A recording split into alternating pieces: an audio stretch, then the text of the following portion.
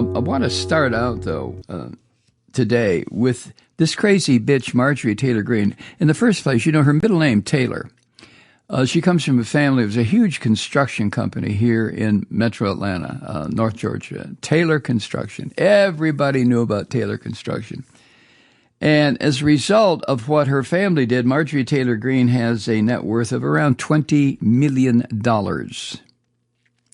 She is a very wealthy white woman who lives in the far suburbs of Atlanta. I don't even know if you call them suburbs. It's halfway between Atlanta and, well, third of the way between Atlanta and, I don't know, Tennessee border, North Carolina border. But it's, you know, it's ex-urban Atlanta.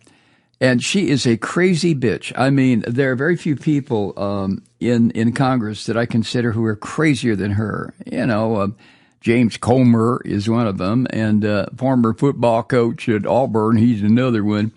But Marjorie Taylor Greene posted on X over the weekend that it was her son's 22nd birthday, and she's asking people to Venmo him money so he can go get drunk.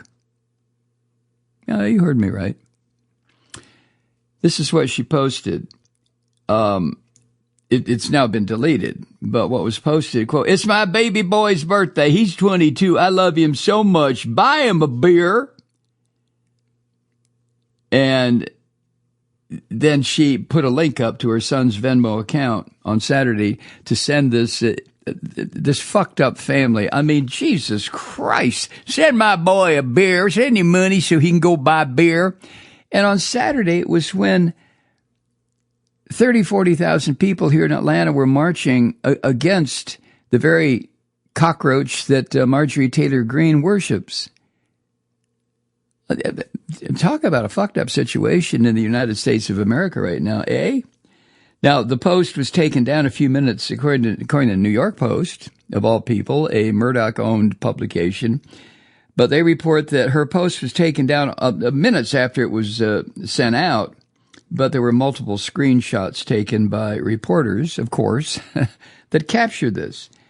Now, it's not entirely clear if this crazy bitch actually made the post on her own personal account. This is the way the New York Post hedges what they're reporting. It's not clear, or whether someone used her account without her knowledge. Oh, give me a fucking break. Now, the Georgia Republican Party did not address the post itself or why it was deleted. Oh, come on. Oh, my God. Now, after the post was taken down, the crazy white bitch, who is 50 years old, by the way, did not replace it with any message wishing him a happy birthday. Her son's Venmo address was set to private, so it's unclear how much money he may have made off his mama's post. Records indicate that this boy's birthday is in April. And critics, of course, those goddamn communist critics wandering around the United States, they quickly drew attention to Greene's personal wealth, over $20 million, in response to her plea to donate some beer money. One journalist wrote on X, quote, "Marjorie Taylor Greene, a sitting member of Congress who is worth many millions of dollars, posted a birthday message for her son, along with a link to his Venmo account, encouraging her supporters to send him money. This comes at a time of significant economic uncertainty in the United States," end quote. Well, sure, of course there's a lot of uncertainty. That's all Marjorie is trying to do, is cover her little boy's ass. Make sure he had no beer money. Yeah, he got to have his beer money. He fucked up, so fucked up at 22 and sucks up that brew like I do. Jesus. Now, her post in a real world, real political world, which the United States is not. We're living in a fever dream, folks. We are living in I don't know where the fuck we're living, but we're not living in a real world. But if the political situation in this country were real, Greene's post was, first of all, it was made on her personal account, but the House ethics rules have restrictions against members soliciting gifts. Now, you might say that soliciting alcohol for her 22-year-old son is not a gift from this crazy bitch, but maybe a curse?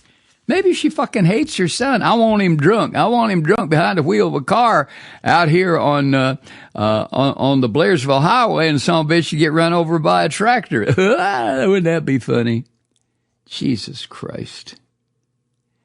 House Ethics Committee puts this on its website, quote, "A member, officer, or employee may not ask for a gift for themselves or someone else, even if they could otherwise accept it under a gift rule exception," end quote. Now, if you remember last year, the hooker wannabe Lauren Boebert from Colorado, that representative freak fuck, she briefly set up a Cameo page to allow fans to purchase video messages from her.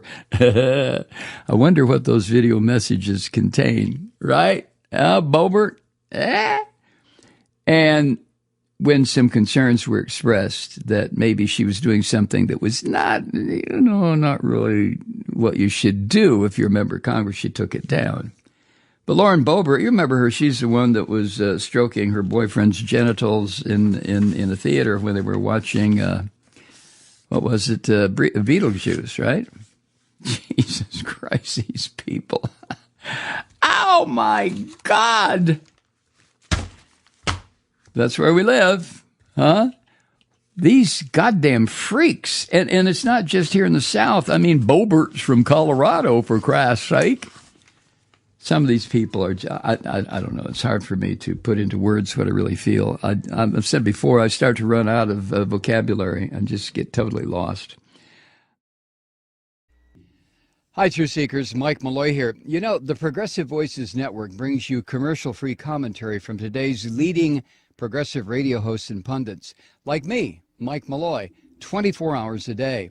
I'm not your typical old guy from the 80s or the 90s talk radio host, and Progressive Voices is not your typical talk radio network. It's a listener-supported nonprofit with no corporate control whatsoever over our broadcast. So hosts like me, Mike Malloy, are free to rant and scream and carry on about whatever we like. We're often controversial, but we're never boring. Weeknights, 9 p.m. in the East, 6 p.m. in the West on the Progressive Voices Network. Always progressive, always on. I'm Mike Malloy. Keep it lit.